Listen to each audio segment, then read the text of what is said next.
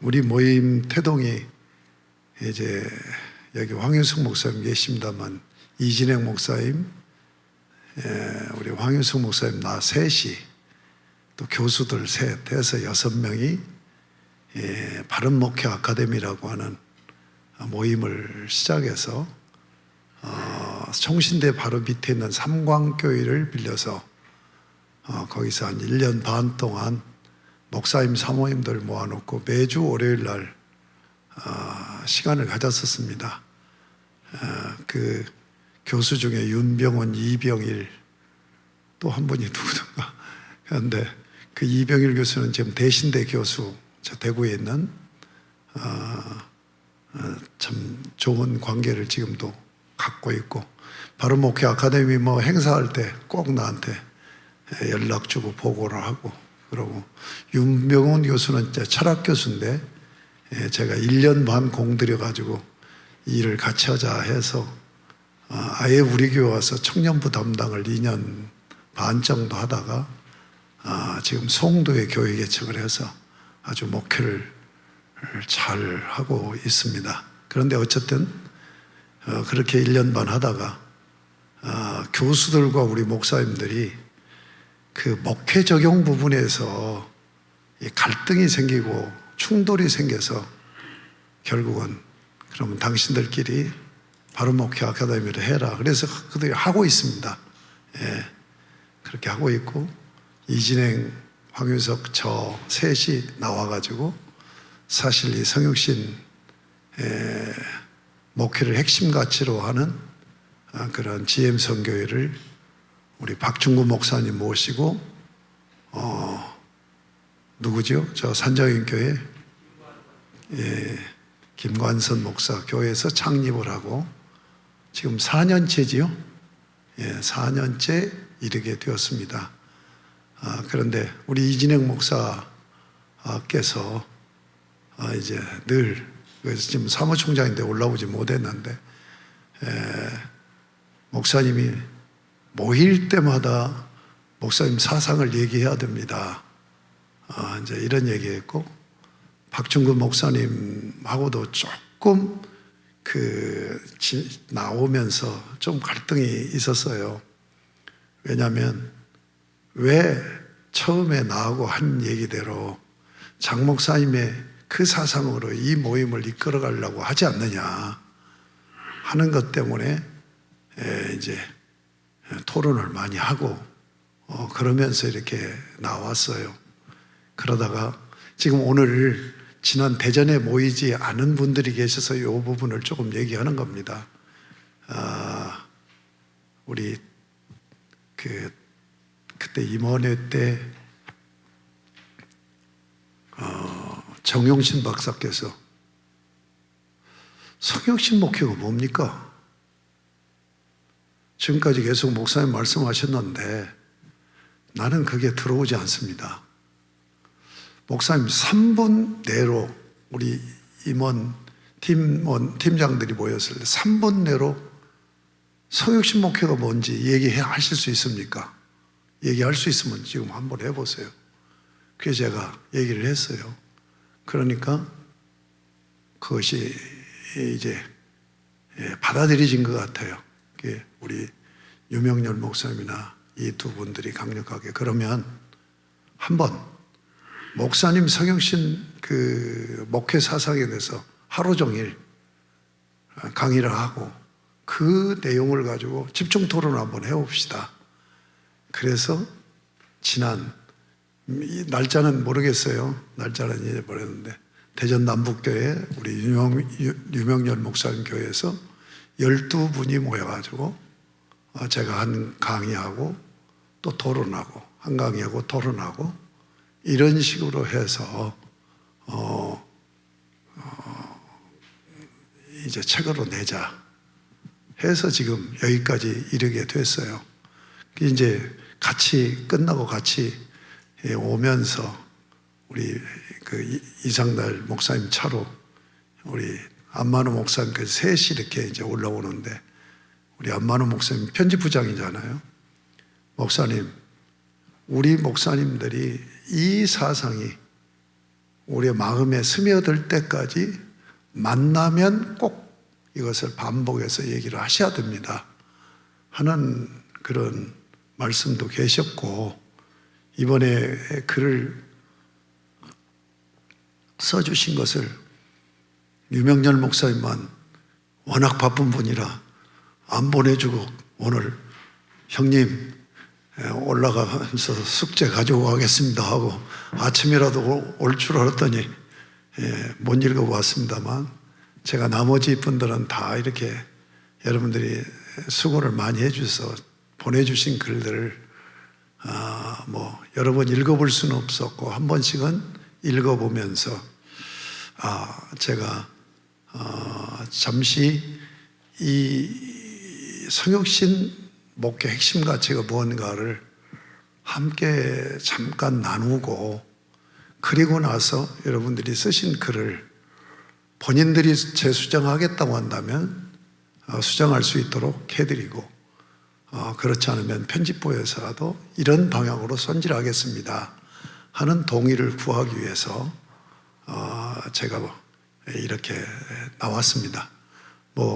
이런 시간을 이렇게 갖게 되려는 생각을 못 하시고들 지금 오셨을 텐데, 제가 그래서 한 30분 정도 이렇게 시간을 갖고, 그래서 사실은 지금 저희 교육관이 저쪽 당수 한우리교회 개척분리본교회 곳에 교육관이 있는데 그것을 같이 공용으로 쓰고 있어요. 거기서 이제 모임을 갖기가 좋은데, 거기 담임 목사님 친구가 그 온라인으로 예배 세팅을 다 해놨는데 그거 또 다시 다 하려면은 나이 먹은 내가 너무 힘들으니까, 그래서 그러면 오전에 모이는 건 여기서 모이고 나가서 점심 드시고 그쪽으로 가서 오후에는 시간을 가지려고 갑자기 장소 변경을 한 것을 양해해 주시기 바랍니다. 오늘 제가 잠깐 여러분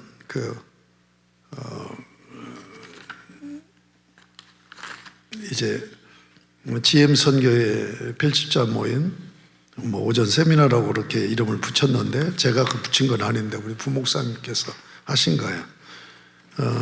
제가 이제 컴맹인 거 아시잖아요. 그래서 제가 이렇게 메모해 주면 우리 부목사님이 이렇게 차트화, 도표화 해가지고 이것을 지금 PPT로 만든 것 같습니다. 여기 있는 대로 간략하게 말씀을 드리도록 하겠습니다. 첫 번째로 개혁신학의 3대 교리를 먼저 언급하고 싶습니다. 오늘날은 성경신학 위주로 신학이 전개되고 있기 때문에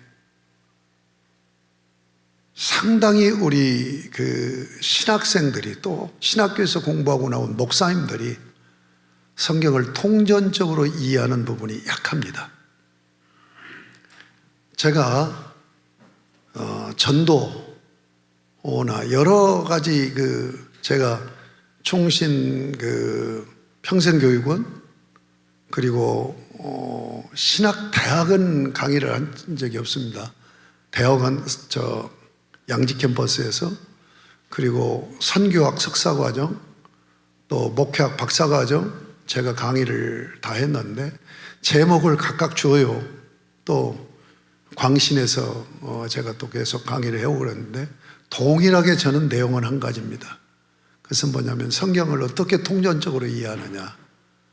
그런데 내 제자들 중에서 희한하게 전도 강의인데 우수한 학생들이 제 강의에 수강을 한 거예요.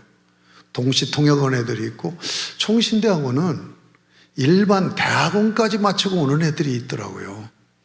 그런 애들도 있고, 수석 입학원 애들도 있고, 이런 애들이 제 강의를 수강을 하는데 너무 좋아하는 거예요. 왜 좋아하냐면 신학교에서 이런 성경 공부를 한 번도 할 수가 없었던 거예요. 더군다나 개혁신학의 입장에서 성경을 통전적으로 이해하고 전개하는 이런 강의를 못 들었기 때문에 제가 강의할 때마다 그런 얘기를 하거든요. 여러분은 총신대학원 생활이냐? 나는 BA도 없이 부인가 신학교 7년 한 사람이다. 근데 내가 여러분 앞에 설 수 있었던 것은 주님이 여러분보다 나에게 눈을 열어주셔서 성경을 통전적으로 보게 하셨기 때문에 세우신 것이라고 생각한다. 그러면서 이제 강의를 하고 그랬는데, 지금 이제 4차 산업혁명 얘기가 되어지고 있지 않습니까? 4차 산업혁명은 가상세계와 현실세계를 하나로 융합시키는 융합입니다. 우리가 지금 6월 25일 날 저희가 세미나 하는데 세미나 강사를 내정을 했어요. 4차 산업혁명 전문가를 모셨어요. 그분이 오늘 여러분들에게 인사한다고 오셨는데, 저분 앞에서 내가 4차 산업혁명 얘기하는 게 웃기는 얘기지만 예, 융합시대예요. 그러니까 4차 산업혁명 시대는 융합과 초고속, 예, 데이터가 초고속으로 가는, 그것이 두 가지 특징적으로 나타나는 것을 알고 있어요. 그런데 우리 지금 신학이나 우리 목회자는 성경을 통전적으로 보는 훈련이 약하다. 그래서 조직신학적인 입장에서 제가 개혁신학의 3대 교리, 이게 스처런 박사님이 얘기한 부분을 얘기합니다. 이 부분을 한번 살펴보도록 하겠습니다. 3대 교리가 뭡니까? 삼위일체 하나님, 성육신, 이신칭이죠. 그러니까 고대 교회에서 삼위일체, 니케아 종교의 회의에서 삼위일체 하나님 신앙 고백이 됐죠. 칼세톤 회의에서 성육신 신앙 고백이 됐죠. 그렇게 나오다가 종교개혁이 일어났습니다. 종교개혁 후에 공회에서 결정한 건 아닙니다. 공회에서 채택한 것 아닙니다. 공회에서 수납한 것이 아닙니다. 그럼에도 불구하고 종교개혁 정신이 이신칭의 교리죠. 그래서 이게 3대 교리죠. 저는 여기다 하나를 더 붙여야 된다, 이렇게 주장을 합니다. 하나님 나라입니다. 사실 종교개혁 시대까지만 해도 하나님 나라에 대해서 구체화되지 않았다. 구체적인 논의와 교리화되어지지 않았다. 그래서 저는, 제가 학자가 아니니까 목사로서 감히 얘기하는 거예요. 삼위일체 하나님, 성육신 하나님, 이신칭의 교리에 하나님 나라를 더해야 된다. 그래야 세팅이 되어진다. 이걸 제가 조직신학 입장으로 보겠습니다. 자, 삼위일체 하나님은 조직신학에서 하나님론이죠. 삼위일체 되신 하나님의 사역을 하나님론에서 다루고 있지 않습니까? 그 다음에 성육신은 성육신 하신 하나님의 구속을 다루는 기독론이죠. 그 사이에 인간론, 하나님의 형상으로 지은 인간론이 들어가죠. 그 다음에 이신칭입니다. 자, 이신칭이는 결국 구원론 아닙니까? 서박사님의 책 제목대로 구원론, 의롭다 하심, 거룩하게 하심, 구원론입니다. 그러면 여기까지 끝나서 되냐는 얘기예요. 자, 믿음으로 구원을 받게 하셨어요. 그리고 그들을 하나님의 백성으로 회복시켜서 세우죠. 그게 하나님 나라로 가야 된다. 그 하나님 나라는 지금 하나님 나라와 아직 하나님 나라로 나누죠. 지금 하나님 나라가 교회론이고 아직 하나님 나라가 종말론이죠. 이것을 전체를 아우르는 것이 서론, 성경론이죠. 저는 이렇게 세팅이 돼야 된다. 유명열 목사님 일대원에서 조직신학 박사 코스 하신 분이니까 어떻게 동의하십니까? 반대하십니까?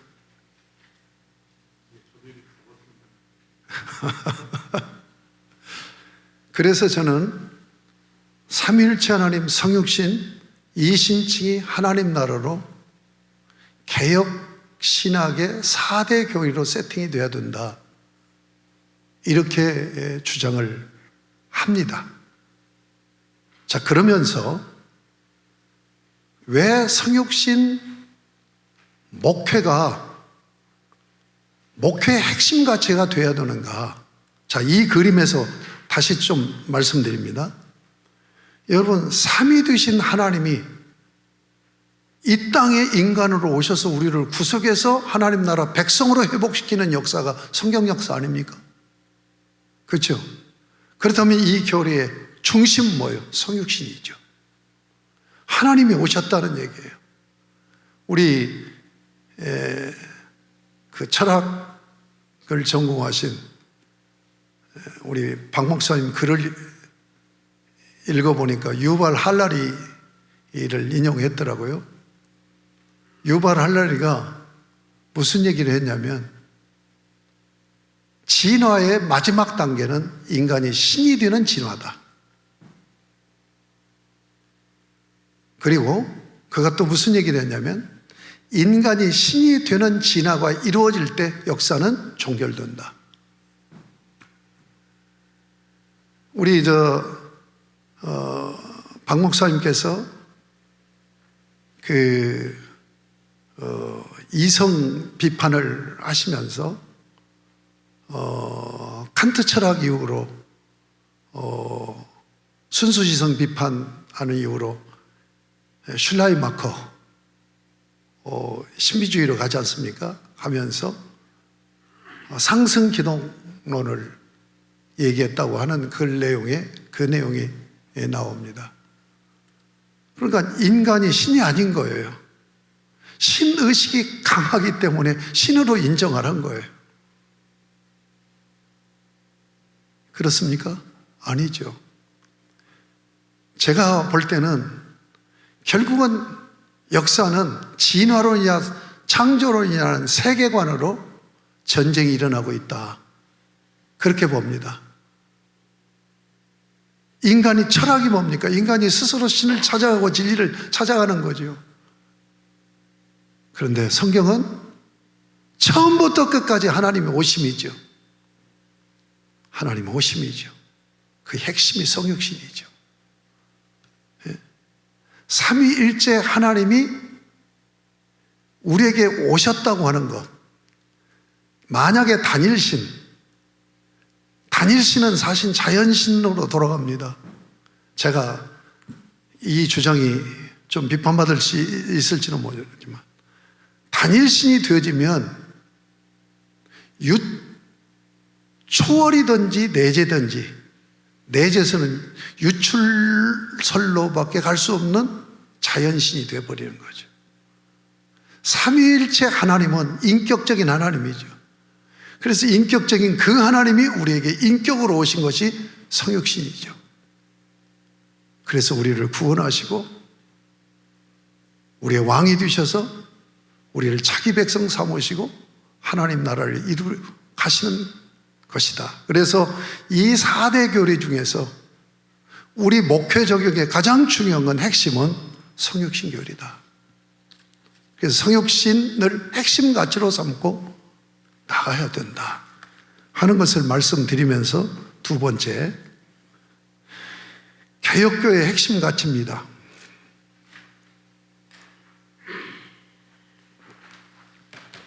그러면 이 4대 교리 중에서 중요한 것이, 우리 목회에 실제로 적용되는 핵심 교리는 성육신. 하나님이 우리에게 찾아오신 것처럼 하나님은 우리를 세우셔서 교회 성도들을 찾아가게 하신 거죠. 자, 성육신을 제가 이렇게 분류했습니다.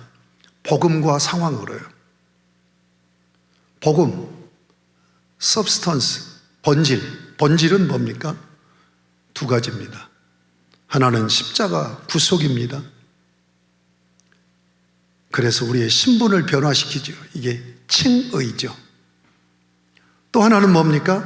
하나님 나라 백성으로서 사는 삶입니다. 이것은 삶의 변화, 성화입니다. 성경 66권은 이 두 가지를 동시에 주장하고 있죠. 우리의 구속을 얘기하고 구속받은 백성이 어떻게 살아야 되느냐는 삶을 얘기하죠. 이걸 하나로 묶는다면 하나님은 이 세상을 지으실 때부터 창조 경륜 속에서 하나님을 섬기는 백성을 가지시는 나라를 세우기 위한 거죠. 그 의도하심으로 창조했고 타락한 우리를 다시 구속하시는 구속 경륜을 통하여서 구원하셔서 우리로 하여금 하나님의 백성으로 살게 하는 하나님 나라를 세우려고 하는 거죠. 그런데 그럼에도 불구하고 우리 한국교회가, 우리 개혁교회가 한 부분만 강조하는, 치우치는 십자가 구속에만 초점을 맞추는, 사실 하나님 나라의 광의적인 의미로 보면 십자가 구속은 하나의 방편이죠. 하나님의 백성으로, 하나님 나라 백성으로 사는 삶이 중요한 거죠. 그런데 칭의만을 강조하고 성화 부분을 강조하지 않는 것은 성경을 왜곡한 것이다. 그래서 성육신 하신 이유가 뭐냐? 십자가 구속으로 우리를 구원하셔서 하나님의 백성으로 살게 하시려고 하는 것이다. 바로 이신칭의 성화가 동시에 동일하게 강조돼야 되고 하나님의 나라의 백성으로 사는 삶, 이 성화를 위해서 우리를 구원하시는 칭의가 전제된다고 하는 것을 우리 목회에서 강조돼야 되지 않느냐 하는 부분을 말씀드리고 싶고요. 그 다음에 상황입니다. 문화. 여러분, 구약 성경은 바로 구속받은 백성들의 공동체를 이스라엘 나라라는 공동체를 세우신 것이 저는 상황화로 보는 거예요. 그런데 신약에 와서는 새 이스라엘 교회입니다. 하나님 나라로 연결되죠. 자, 재미있게도 성경은 스데반이 사도행전 7장에서 설교할 때 구약 이스라엘을 광야 교회라고 그렇게 설교해서 말하고 있는 것을 봅니다. 그런가 하면 신약의 교회를 갈라디아서 6장 16절에 보면 하나님의 이스라엘이라고 그렇게 명하고 있습니다. 이스라엘은 하나님 나라 모형이죠. 그리고 예수 그리스도가 오셔서 구속을 통하여서 하나님 나라를 세우십니다. 그 하나님 나라가 지금 하나님 나라와 아직 하나님 나라로 나눠지죠. 바로 이 지금 하나님 나라 교회 새 이스라엘을 얘기하고 있다. 이게 성육신의 핵심이라고 봐요. 그러니까 우리가 목회에 적용할 때 성육신 본질을 추구하면서 상황으로 세워주신 지금 하나님 나라인 교회를 통하여서 이 성육신적인 핵심 가치를 구현하고 실현해 나가는 것이 바로 목회의 길이다. 이 부분을 말씀드리고 싶고, 제가 대전에서 지난번에 말씀드릴 때 성경 거의가 전부 다 교회를 얘기한다. 제가 구약을 쭉 말씀드리면서 이것도 구약 이스라엘 아닙니까? 이게 교회란 말이에요. 자, 신약 27권에 복음서, 사도행전, 역사서만 역사 이야기 내러티브로 되어 있고 나머지는 전부 다 편지들이죠. 그런데 복음서, 마태복음 교회를 얘기하고 있고, 사도행전 교회 세움을 얘기하고 있고, 요한계시는 교회가 주님 재림할 때까지 이 문화전쟁, 영적 전쟁이 이루어지는 것을 얘기하고 있고, 바울서신과 일반 서신을 하는데 바울서신 전부가 다 교회에 보낸 편지와 목회자에게 교회 세우라는 편지 아니었느냐. 사실 일반 서신을 쭉 읽어보면 교회라는 말이 없지만 그 내용을 보면 전부 다 교회란 말이에요. 그래서 우리가 목회할 때 교회를 세우는데 이 교회가 어떤 교회냐? 십자가 구속으로 하나님 나라 백성으로 살게 하는 공동체가 바로 교회다. 사실 종말론적인, 그러니까 완성, 예수님이 재림에서 이루어질 하나님 나라는 제가 성경을 볼 때 10%도 안 돼요. 전부 지금 하나님 나라인 교회에 초점을 맞춰서 성경은 전개하고 있다. 이 부분을 간과해서는 안 된다 하는 말씀을 드리면서 밑에 교회를 보겠습니다. 교회. 지금 하나님 나라. 이 교회. 자, 그러면 우리가 이런 교회를 세워나갈 때 교회를 두 가지로 설명합니다. 하나의 본질입니다. 본질. 본질은 뭡니까? 선교 명령과 문화 명령을 수행하여 하나님 나라를 이루는 공동체로 세워나가는 것이 본질이죠. 제가 이 부분은 더 설명하지 않겠습니다. 시간이 많이 갈 것 같으니까. 상황화 부분 보겠습니다. 그러니까 우리 이 GM 선교회가 지향하는 것은 본질을 추구하면서 교회를 상황화시켜야 된다. 목회를 상황화시켜야 된다. 이게 성육신 목회다 하는 부분을 말씀드린 겁니다. 상황화를 세 가지로 저는 생각했습니다. 첫 번째는 뭐냐? 신학, 교리를 성경적으로 상황화시켜서 성경적 교회론을 재정립해야 된다. 그래서 우리 편집부하고 함께 모였을 때 제가 그런 얘기 했어요. 이번에는 이 성육신에 관해서 책을 내지만 2권 낼 때는 교회 정립, 성경적인 교회론 정립을 해야 된다. 제가 총신대학원에서 최홍석 교수한테 교회론을 공부하면서 이렇게 교회론을 배워가지고 목사들이 나가서 참된 교회를 세울 수 있겠나 회의를 가졌어요. 참 겸손하시더라고요. 총신 교수들 중에서 참 학생들이 스승으로 모시는 사표가 되는 분이에요. 그런데 교회론이 실제적이어야 되지 목회적이 돼야 되지 않겠습니까? 근데 너무 사변적이다 하는 생각을 하면서 교회론 정립을 해야 된다.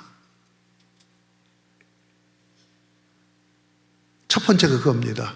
그래서 우리 GM 선교에서 해야 할 일은 신학자들의 신학을 가지고 목회하는 게 아니라 이 신학을 목회적으로 상황화시키고 성경적으로 표현할 수 있는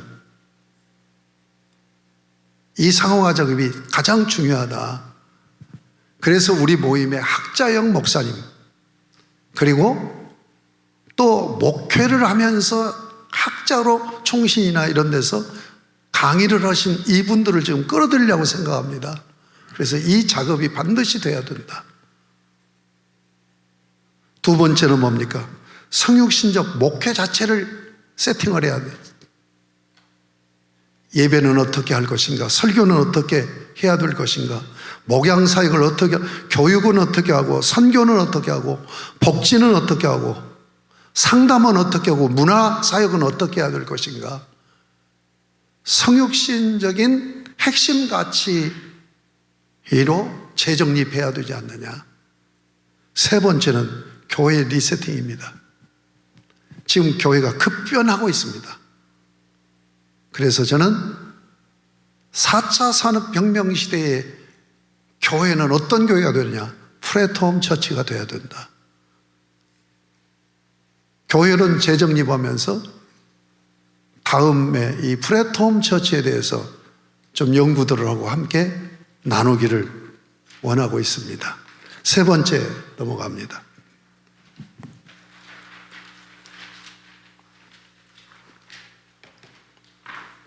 이것은 제가 쓴 글입니다.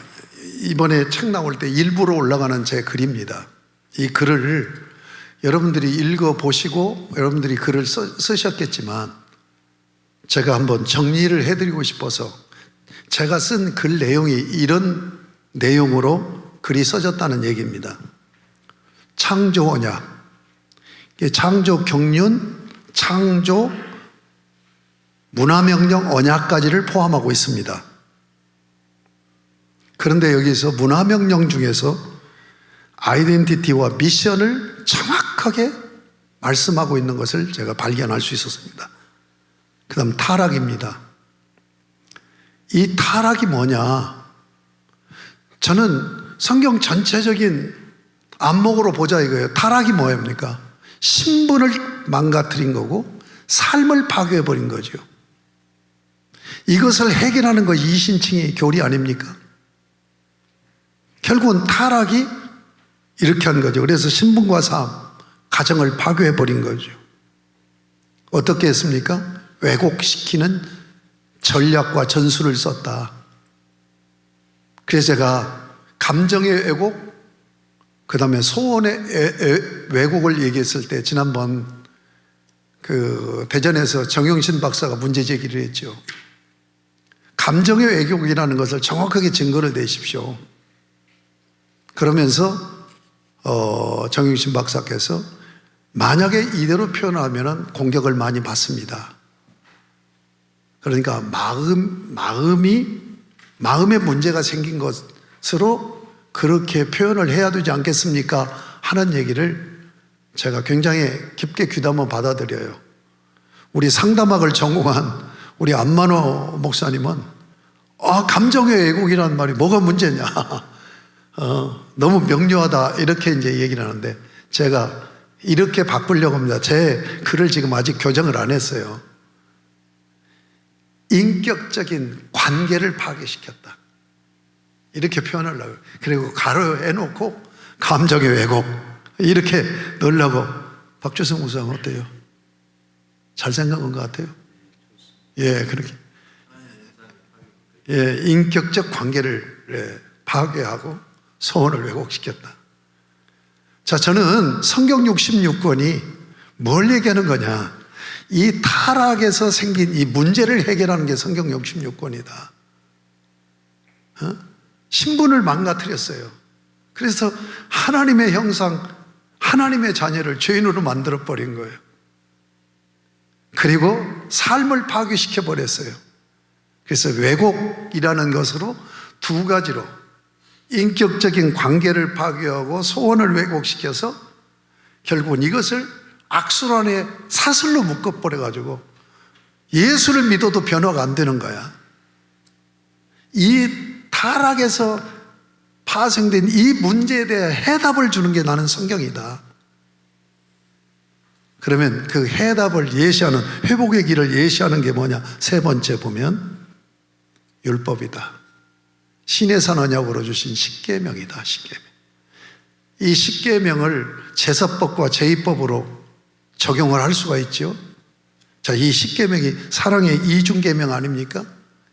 바로 이 사랑의 이중계명으로만이 이 타락에서 파괴된 이 두 가지를 회복할 수 있다라고 예시하고 있다. 그런데 재미있는 것은 여기 신의 산 언약을 맺으면서 아이덴티티와 미션을 다시 또 강조를 하십니다. 자, 여기에 아브라함 언약, 신의 산 언약, 다윗 왕국 언약, 또 새 언약, 약속 이런 부분은 제가 상냥하고 넘어갑니다. 그런 것들에 의해서 예수 그리스도 종말의 구원자 메시아가 오셔서 성취하십니다. 성육신 하셔서 성취를 하세요. 그런데 재미있게 이 성취하는 새 언약의 율법이 마태복음 5장에서 7장 산상수훈인데 이 산상수훈에서 또 아이덴티티와 미션을 또 다시 강조를 합니다. 그러니까 우리가 목회할 때 성도들에게 너는 누구냐? 너는 무엇을 하고 살아야 되느냐? 하는 것을 분명하게 가르쳐서 칭의와 성화 구원론적인 입장으로 교리에 입각하여서 정체성을 분명히 하고 사명적인 삶을 살게 해야 되느냐 않느냐. 자, 성취를 이렇게 둘로 나눈 겁니다. 그 다음 보면 예수 그리스도가 어떻게 했어요? 십자가 구속으로 성취하셨어요. 그리고 공생의 삶을 통하여서 성화의 삶의 본을 보여주셨어요. 예수님이 십자가에 달려 죽으시기 전에 3년 동안 공생의 사역을 하시면서 공생의 사역을 마치는 단계에서 제자들의 발을 씻기면서 내가 본을 보였다. 서로 사랑하라 하는 계명을 주시죠. 자, 이 성취된 것이 오늘 우리 교회에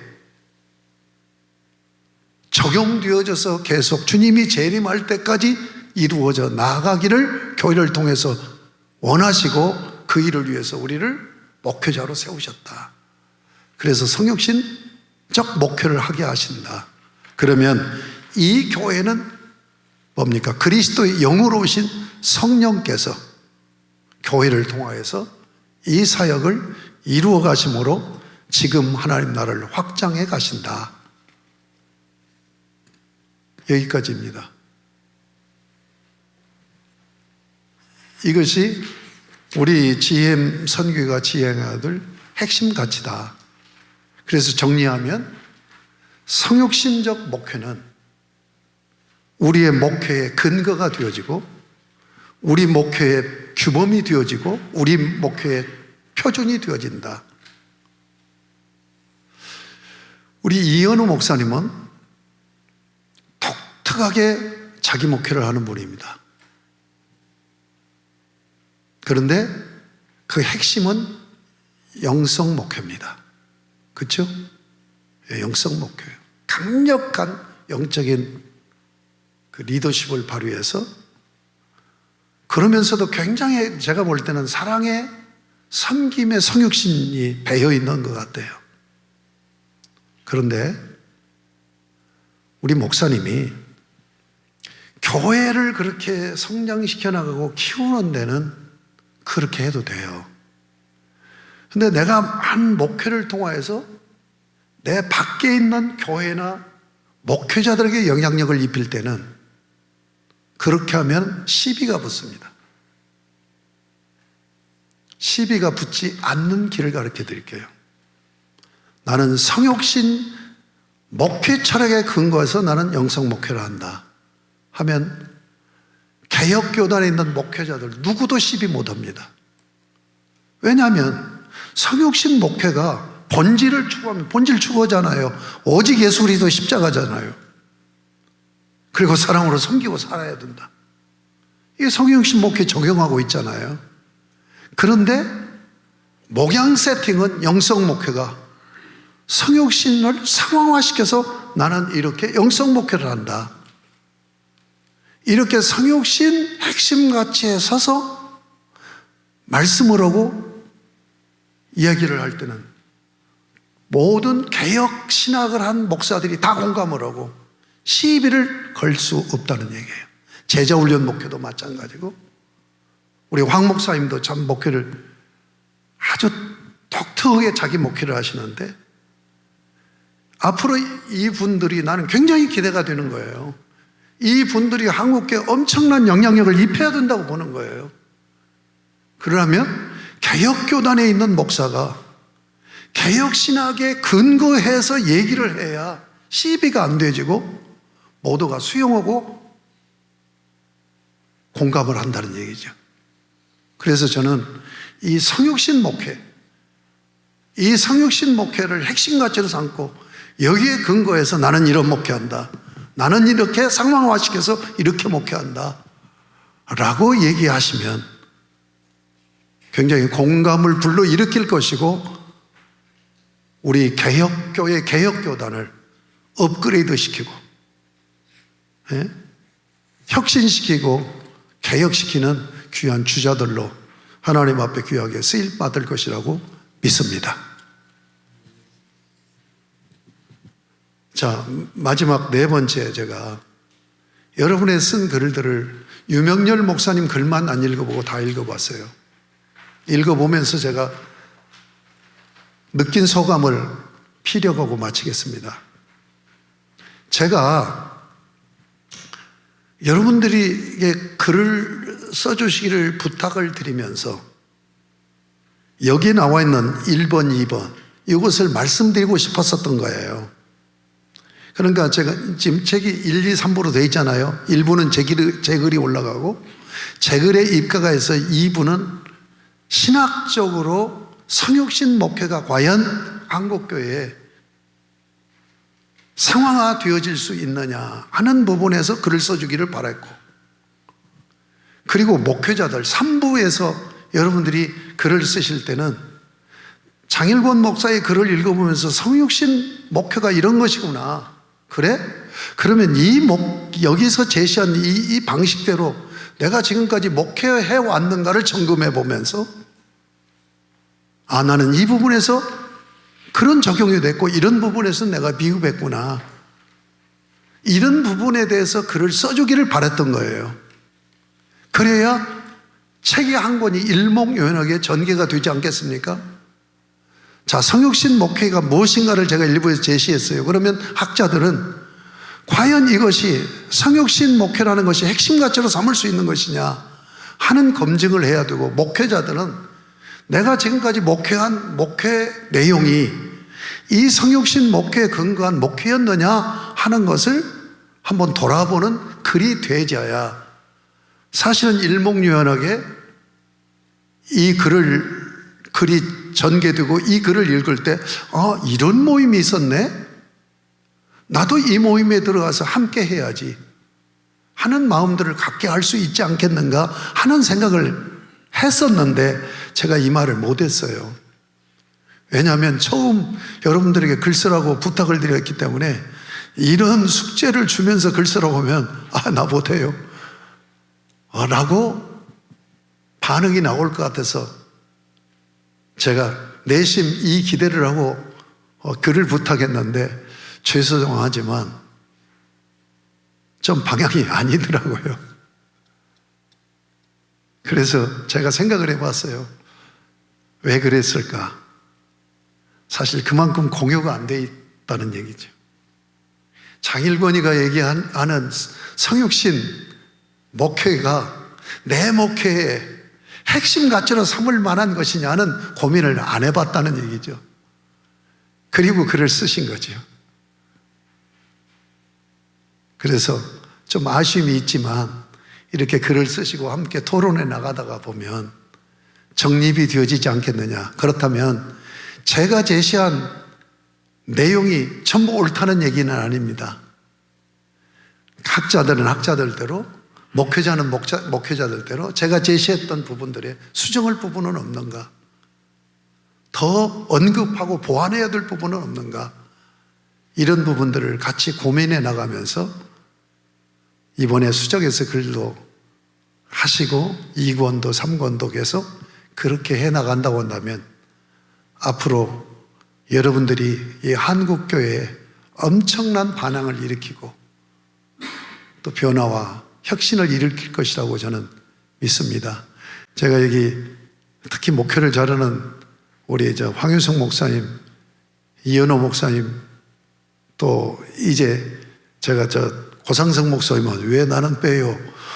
라고 하는 것 같아서, 고상석 목사님은 이제 기존 교회에 청빙받아서 목회를 잘하는 사례고, 이 두 분들은 개척에서 목회를 독특하게 자기 목회로 그렇게 건강하면서도 놀랍게 성장시킨 그런 목사님들인데, 제가 이분들한테 좀 충고 비슷하게 한마디 말씀드리겠습니다.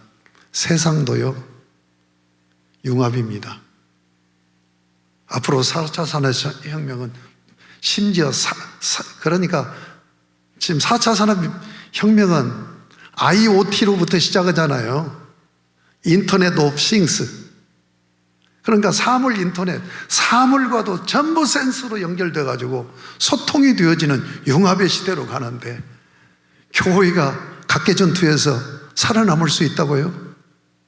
어림없는 얘기입니다. 저는 그런 고민을 해요. 과연 우리 교회가 다음 후임자가 왔을 때 교회가 살아남을 수 있을까? 없어지지 않을까? 황유성 목사나 이현호 목사님께서 수천 명 목회를 한다고 해봐요. 그 다음 계속 교회가 전속될 수 있을까요? 유럽 교회를 보십시오. 유럽 교회 부흥기 때는 얼마나 많은 작은 교회들이 있었겠습니까? 그런데 지금 유럽 교회는 대형 교회도 다 무너졌잖아요. 대형 교회를 이룬 목사님들이 자기 교회들이 역사가 지난 후에 그렇게 무너지리라고 감히 상상이나 했겠습니까? 세상은 바뀌어서 융합으로 갑니다. 교회가 융합하지 않고는 살아남을 수가 없습니다. 그래서 저는 플랫폼 처치를 이렇게 주장을 하는 겁니다. 여러분, 이렇게 먼 데서 오셨는데 제 얘기 들어주셔서 감사하고, 혹시 질문이 있으면. 일단 목사님 제 개인적인 소견인데, 예. 저희가 책 원고를 받을 때 그냥 교회에서 사역하는 얘기를 써달라 그랬지 이런 디테일은 없었던 것 같아요. 예. 그래서 이제 이런 것과 상관없이 그냥 교회에서 쓴것 같고요. 예. 요걸 근거로 하면은 책을 빼야 되겠다는 생각을 갖고 있습니다. 제 글이 힌트가 많이 어긋난 것 같습니다. 조금 수정하면 되죠.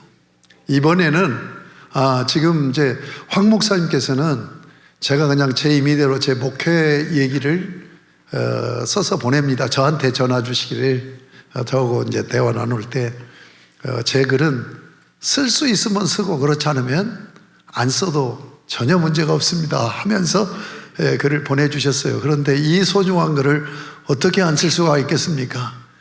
이번에는 사실 처음으로 하는 거라 제가 이런 제시를 했지만 여기에 딱 규격에 맞게는 할 수가 없다고 봐요.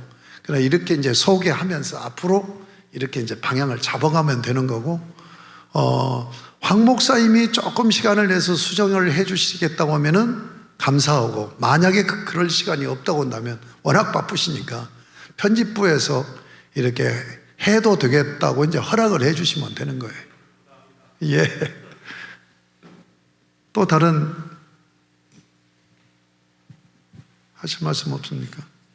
요 내용, 제가 지금 소개해둔 내용에 보완해야 된다든지, 요건 이렇게 표현해야 되지 않습니까? 하는 부분 없습니까?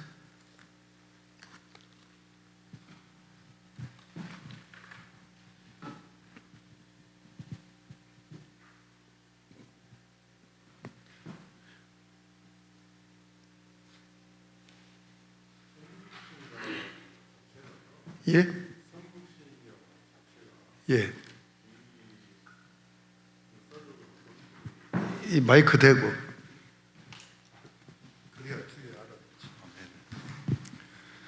네, 성육신이라고 하는 그 주제 자체가 낯선 것도 아니고 이미 역사적으로 다 이렇게 토론이 되고 검증이 된 부분이고, 그거를 새삼스럽게 이렇게 좀 들추어내서 목회에 적용하겠다고 하는 것이 전혀 어떤 다시 새롭게 검증받을 일도 아니고, 그걸 우리 목회에 적용하겠다고 하는 것 자체가 굉장히 새로운 것도 저는 아니라고 생각합니다. 그런 것이, 그게 문제가 되는 건 전혀 아니고, 단 이게 우리 시대에 이게 성육신적인 부분을 이미 우리가 현장에서 다 대체로 예수님을 따르는 목회를 하고 있기 때문에 하고 있는 부분인데, 여기서 또다시 이론이 있냐 없냐 그거는 저는 아닌 것 같고, 어떻게 이것을 내가 하고 있는 목회를 좀 더 성육신적으로 또는 제대로 성육신적으로 이런 쪽이 오히려 이야기가 돼야 되지 않을까 싶어요. 예, 좋은 말씀을 하셨습니다.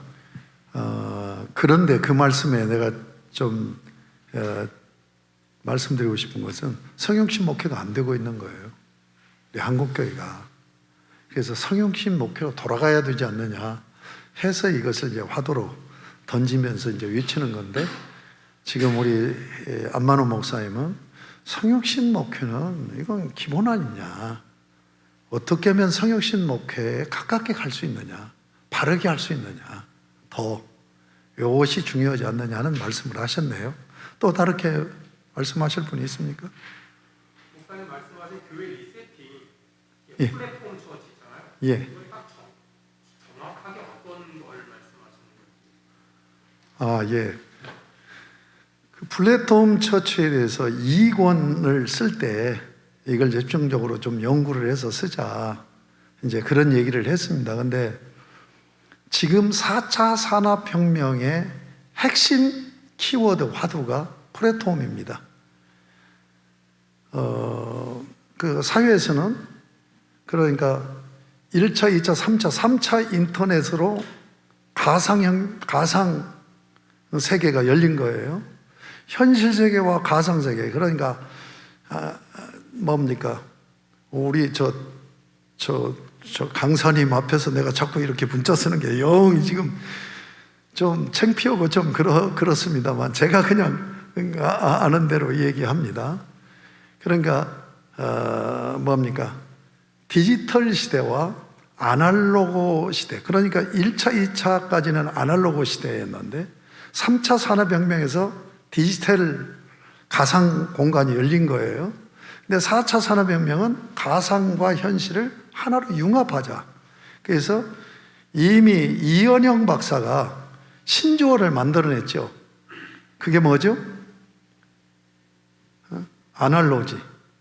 아날로지라는, 그러니까 그 둘을 융합하는 것을 얘기를 한 거죠. 그래서 지금 그 융합하는 그 모체가 뭐냐? 플랫폼이죠. 그러니까 그 기술로 얘기한다면, 기술로 얘기하면 생산과 소비가 있기 때문에 생산이 이루어지는 거잖아요. 이게 소비와 생산을 연결해 주는 것이 서비스잖아요. 그러니까 생산, 서비스, 소비, 이것을 아우르는 것이 플랫폼이란 말이에요. 그러니까 모든 기업들이 전부 지금 플랫폼으로 갑니다. 그리고 구글, 아마존, 뭐 이런 페이스북, 이런 건 이미 다 플랫폼으로 가고, 제조업도 지금 삼성도 그리고 현대자동차도 지금 모든 기업을 플랫폼화 시키려고 하는 전략으로 나가고 있어요. 그런 상황에서 지금 70% 이상이 전부 플랫폼으로 다 가지 않느냐. 그러니까 문화적인 상황화로 볼 때 지금 이 시대가 플랫폼이라는 것이 가장 화두가 되어지는 핵심 키워드가 되기 때문에 우리도 교회가 그 용어를 써야 되지 않느냐 하는 것이 1차적인 거고요. 그 다음에 2차적인 것은 이제 이게 숙제입니다. 연구의 숙제인데 지금 플랫폼이 다 융합을 한단 말이에요. 가상과 현실 세계를 서비스, 생산, 소비까지 연결을 시키는 플랫폼. 이 플랫폼 융합이라는 이런 철학으로 교회가 재세팅돼야 되지 않느냐 하는 여기까지만 말씀드리겠습니다. 모델 교회가 있나요? 모델 교회가 없죠. 모델 교회가 없다고 볼 수도 없고 있다고 볼 수도 없죠. 왜냐하면 모델 교회들이 사실은 이렇게 명명은 안 했지만 있지요. 가령 지금 그분이 누구죠? 내 금방 생각이 안 나네. 그 목회를 하시는 우리 한국 교회도 다녀가셨고 요즘 뜨는 네. 그런 분들 같은 경우가 그런 케이스가 아니겠는가. 그러니까 플랫폼 처치를 각각 독특하게 만들어내야 된다. 그러니까 내가 이제 좀 그 4차 산업혁명에 대해서 좀 읽어보니까 중요한 것이 혁신과 가버넌스더라고요. 예? 혁신과 가버넌스. 그러니까 삼성이 혁신으로 갈 수는 없다 이거예요. 그럼 망한다는 거예요. 혁신은 모체로서 가버넌스 역할을 해주고 혁신 기업들이에서 새롭게 발전시키면 그거 함께 가는 거죠. 함께. 그러니까 저는 이제 그 역할이 교단에서 가버넌스 역할을 해야 되고 또는 대형교회가 그 역할을 하고 플랫폼 처치를 혁신적인 각각 자기 독특한 목표를 하는 교회들이 일어나가지고 함께 융합해 나가야 되지 않느냐 하는 그런 이제 생각을 해요. 하는데 이 부분은 많이 연구해야 될 부분이라고 그렇게 생각합니다. 여기서 마칠까요? 뭐 그냥 핵심 가치로 이렇게 좀 공유하실 수 있겠습니까? 우리 모임에서 그 부분들은 어떻게 생각하세요? 그 부분들은 어떻게 생각하시는지. 제가 첨언하자면 제 첨언하자면 이제 우리 성육신 목회의 핵심은 이제 구원론에 치우친 어떤 그런 측면을 이제 장 목사님 말씀하신 대로 이제 구원의 그 성화에 대한 부분, 그래서 온전한 교회를 세우는 그 부분과 다른 한 부분은 그것을 어떻게 현실에 적용해서, 그러니까 교회다운 교회를 세우느냐, 하나님 백성다운 백성을 세우느냐, 이것으로 이제 압축할 수 있다고 보는데, 그 가운데서 이제 지금 얘기하는 플랫폼 처치는 그것을 현실에 적용할 때의 하나의 예라고 우리는 생각할 수 있을 것이라고 생각합니다.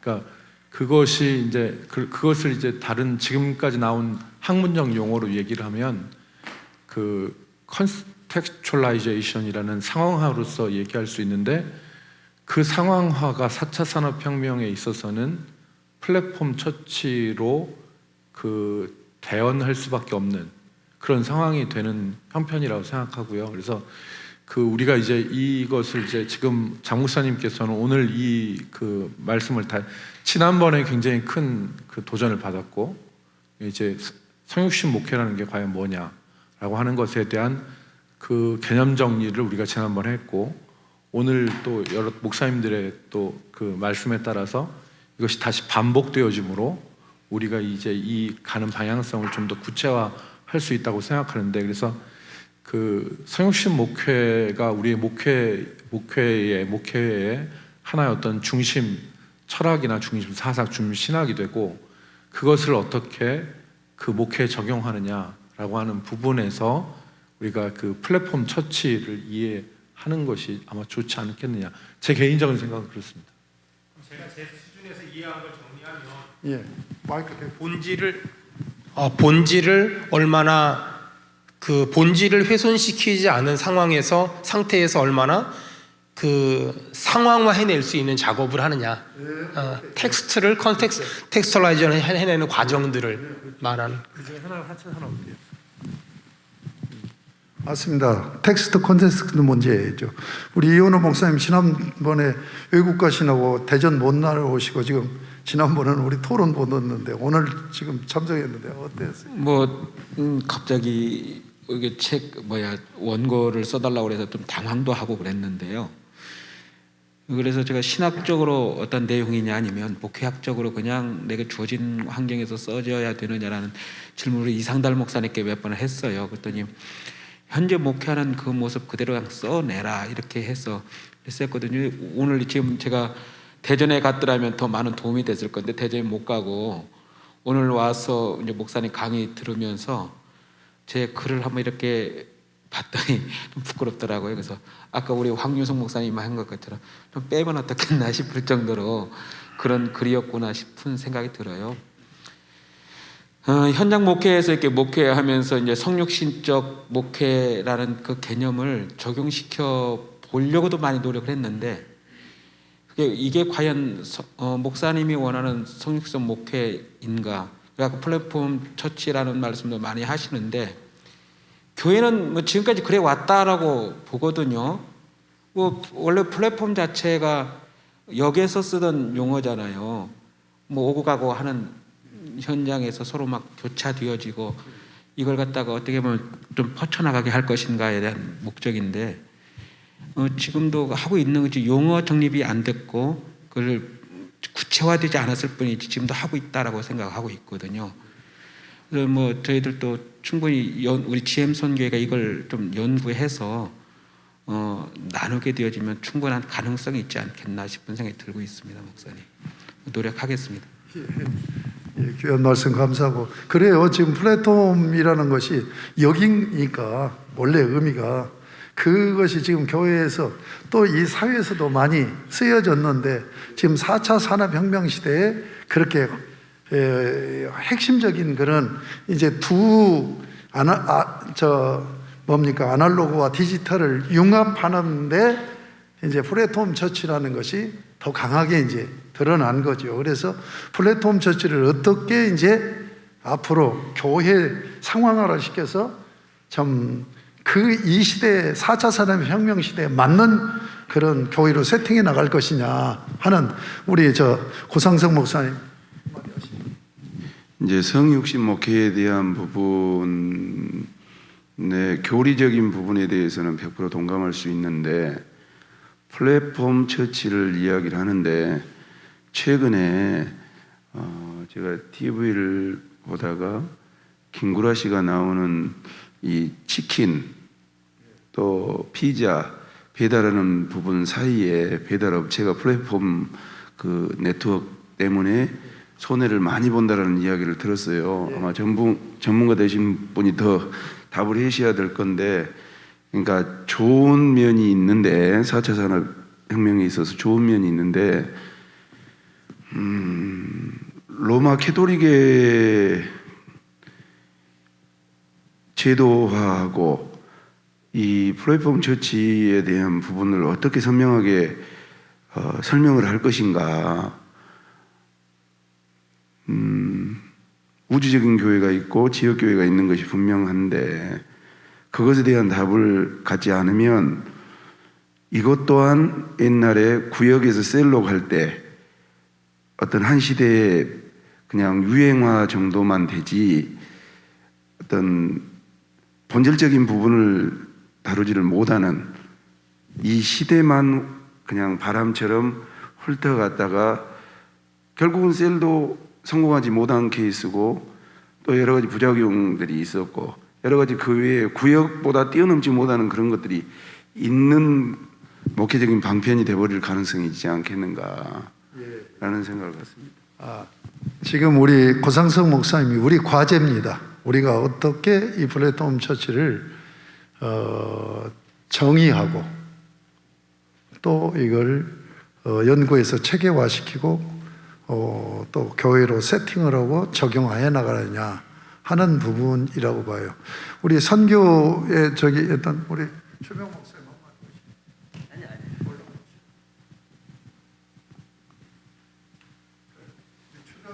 말씀만 듣고 좀 쓰라고 해서 쓰기는 쓰는데 엉터리로 쓴 것 같습니다. 그냥 빼버리면 좋지 않을까 생각이 들고요. 예, 선교사 조금 했고 또 강의하고는 합니다만은 이게 또 선교에 대한 생각들이 이렇게 좀 잘 맞춰지도록 하면 좋겠고 이런 생각이 들면서 그 이제 플랫폼 처치가 지금 사실 선교계에서는 이미 많이 적용이 되어 있죠. 개별적으로 개인 선교사가 현장에서 개인이 아무리 날고 뛰어도 효과를 다 다낼 수가 없고, 뭐 교단이나 아니면 이제 선교단께 묶여져서 함께 연합을 이루고 함께 공유하고 함께 나가는 이런 방향들이 필수적이고 반드시 필요하지요. 이런 측면에서 이게 잘 연구되고 그러니까는 뭐 조직화되어지고 그냥 너무 획일적인 어떤 권력단체만 이렇게 되어져서 플랫폼 처치가 되면 곤란하지만은 정말 좋은 면들을 함께 공유하고 그 본질을 함께 나누고 나갈 수 있다면은 잘 연구하면 좋은 모델로 나갈 수 있지 않나 생각을 합니다. 감사합니다. 예, 감사합니다. 제가 아까 말씀드렸지만 4차 산업혁명 시대가 지나면 이제 5차 산업혁명으로 갈 것으로 이제 보잖아요. 그런데 제가 여러분들에게 권하고 싶은 것은 4차 산업혁명에 대해서 책을 보시려면 이민화 교수 것을 좀 보시면 좋겠다는 생각이 들어요. 다른 분들도 많이 있습니다. 전문 학자들이. 그런데 그래도 4차 산업혁명이라는 말을 처음으로 얘기했던 누구죠? 박교수. 네, 슈밥. 클라우스 슈밥이 스위스에서 다보스 회의할 때 처음으로 꺼낸 얘기인데, 사실은 슈밥보다도 이민화 교수가 4차 산업혁명은 더 정확하게 정리하고 있지 않는가. 왜냐하면 모든 학자들은 대부분 보면 기술혁명, 서비스 이쪽으로를 많이 보는데, 이분은 뭐냐면 소비에서 인간의 욕구라는 측면과 연계를 시켜서 미국의 심리학자 메솔로의 5단계 심리 변화되는 그것하고 이렇게 매칭을 시켰어요. 그래서 그 메슬로우 5단계 욕구가 첫 번째가 생존의 욕구, 두 번째 안전의 욕구, 세 번째 관계의 욕구, 네 번째가 자기 표현의 욕구인데 3차 산업혁명, 4차 산업혁명은 자기 표현의 욕구다. 그래서 이민호 교수는 예견하기를 5차 산업혁명은 메슬로우가 다섯 번째 욕구가 뭐냐면 자기 실현의 욕구. 이게 자기 실현이 뭐냐? 인간이 신이 되는 거죠. 그래서 5차 산업혁명 시대가 되면 적그리스도가 출현하고 주님이 재림할 때가 가까이 다가온다고 하는 것으로 이렇게 예견이 되더라고요. 그런데 거기서 내가 지금 4차 산업혁명의 여러 학자들을 만나면서 하나같이 바탕이 뭐냐? 진화론이에요. 진화론입니다. 그러니까 인간이 신이 되는 거예요. 근데 우리는 뭡니까? 하나님이 우리에게 오셔서 우리를 구원하신 거예요. 인간이 슐라이마커처럼 상승 기독론을 얘기하듯이 진화론은 점점 진화해가지고 그 질서로 간다는 거잖아요. 그래서 신이 되는 건데 우리 성육신은 반대로 하나님이 우리에게 오셨다 하는 이 문화 충돌을 아무리 우리가 상황화시킨다고 해도 계속 충돌은 일어나고 핍박은 많이 받을 것이다. 그러나 그럼에도 불구하고 우리는 이 본질, 하나님이 우리에게 오셨다, 성육신 하셨다고 하는 이 진리를 선포하면서 그럼에도 불구하고 그들과 대화하기 위해서 교회 자체부터 리세팅을 해야 되지 않느냐 하는 주장을 하게 되는 것입니다. 자, 여러분들이 저기 있어서 내가 두세 번 남았지만 그냥 그만 끝내도록 하겠습니다. 뭐 하실 말씀 있으세요? 예. 네, 오늘 우리 장 목사님 강의 너무 잘해 주시고 지난번에 너무 감사하고 우리가 지금 믿는 하나님론은 성부, 성자, 성령 삼위 하나님을 우리가 믿잖아요. 그래서 성육신도 성부 하나님께서 말씀하시고 또 예수님 말씀하신 대로 실제적으로 성육신 하시고 또 성령께서 항상 같이 사역을 하시거든요. 그러니까 우리 본질적인 부분과 비본질적인 부분, 우리가 이 신칭에도 예수님도 성령으로 잉태하셨고 또 모든 사역이 성령과 함께 일하셨거든요. 그런 면에서 중요한 것 중에 우리가 성육신 결의도 바로 예수님의 성육신도 성령으로 잉태하셨고 또 예수님께 성령이 이끌리지 마셔서 십자가에서 대속을 이루시고 그리고 이제 보좌 우편에서 성령을 보내셔서 오늘 또 성령께서 실제적인 현장에서 일을 하기 때문에 이 부분들을 전제하고 지금 말씀을 하셨음에도 불구하고 가장 중요한 그 부분을 같이 연결해서 본질적인과 비본질적인 실제적인 성령께서 우리에게 이 신칭에도 성령께서 일으켜준 믿음이니까 이런 부분들을 좀 깊이 생각을 하면서 연구해 가셨으면 좋겠습니다. 지금 말씀하셨듯이 이건 기본 전제죠. 삼위일체 하나님이 그 전제 방식과 서철원 박사님이 가르친 대로면 전제 방식과 사역 방식을 얘기하는 건데 그건 이제 기본 전제입니다. 그런데 이제 이런 기본 전제를 우리가 가볍게 그냥 넘어가면 안 된다는 그런 지적인 것 같습니다. 제 시간은 이것으로 마치도록 하겠습니다. 한번 기도하겠습니다. 하나님 아버지 감사합니다. 원근각지에서 멀리 새벽부터 이렇게 올라오신 우리 목사님들 하나님께서 소중히 여겨 주시옵시고 참으로 우리 한국교회가 참 내적으로는 주님이 원하시는, 주님이 디자인하신 그 교회를 세우지 못하고 있는 상황에 있고 밖으로는 제4의 물결이 휘몰아쳐오는 그런 상황 가운데 서 있는데 좌추위기에 있는 우리 한국교회 아버지 하나님께서 뜻을 가진 우리 귀한 목사님들을 세우셔서 이렇게 성육신 목회를 핵심 가치로 해서 성육신 목회로 주님이 원하시는 지금 하나님 나라를 어떻게 세울 것인가를 같이 고민하고 또 어떻게 이 시대에 교회를 리세팅해서 목회를 참으로 주님이 원하신 목회로 세워나가며 아버지 하나님께서 참 저 이방인들을 긍휼히 여기시고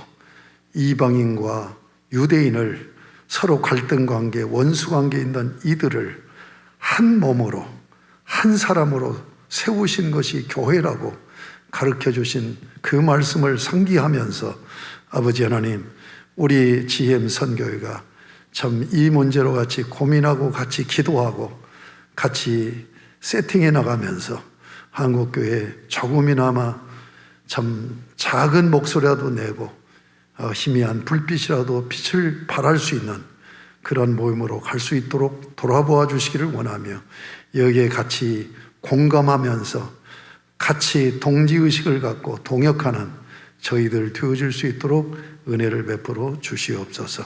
예수님의 이름으로 기도드립니다. 아멘.